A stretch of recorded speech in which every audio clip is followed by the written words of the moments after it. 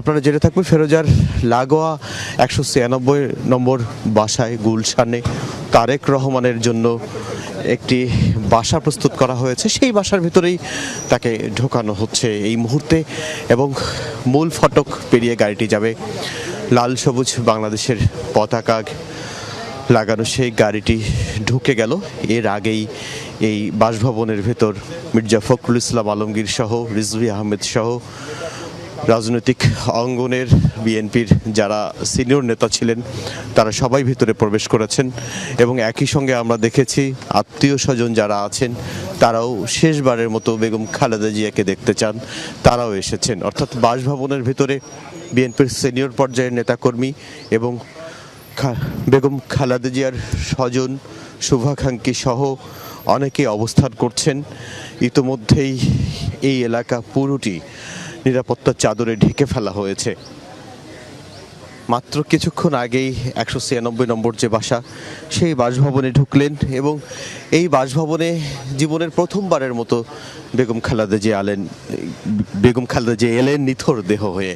এবং তিনি যখন এলেন তার আগেই তার সন্তান এই বাসায় এসেছেন, তখন তিনি হাসপাতালে, এবং যখন তিনি এলেন তখন একেবারেই শূন্য সব কিছু।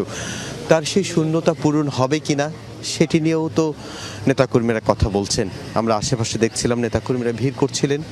সেটি সকাল থেকেই ভোর 6টার পর থেকেই নেতাকর্মীরা এসেছেন, স্বজনরাও এসেছেন এবং তারা অপেক্ষা করছিলেন। শুধুমাত্র এই বাসভবনের ভেতরে আগে থেকে যারা অবস্থান করছিলেন তার কাছের স্বজনরা, তার পুত্রবধূ, তার নাতি সহ তার বাবার বাড়ির আত্মীয়রা তারা অপেক্ষা করছিলেন এবং সকাল থেকে বিএনপির নেতাকর্মীরাও এই বাসভবনের ভেতরে প্রবেশ করেন। কিছুক্ষণ আগেই যখন বেগম খালেদা জিয়ার মরদেহবাহী গাড়িটি ঢোকানো হলো তখন আমরা দেখছিলাম আশেপাশে অনেকেই শ্রদ্ধাবনত হয়ে দাঁড়িয়েছিলেন। বেগম খালেদা জিয়া এলেন সেই গুলশানেই, যে গুলশানে শুধু তার বাসভবনেই নয়, এই গুলশানে তার রাজনৈতিক চেয়ারপারসনের কার্যালয়ও, সেই কার্যালয়েও তিনি কাটিয়েছেন জীবনের একটা বর্ণিল সময় এবং শেষ সময়ে বড় একা, বড় নিঃসঙ্গ ছিলেন বেগম খালেদা জিয়া।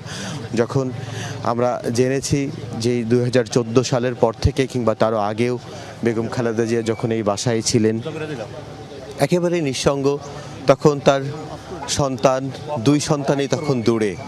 একজন মালয়েশিয়া থেকে এলেন নিথর দেহ নিয়ে, তারেক রহমান তখন লন্ডনে।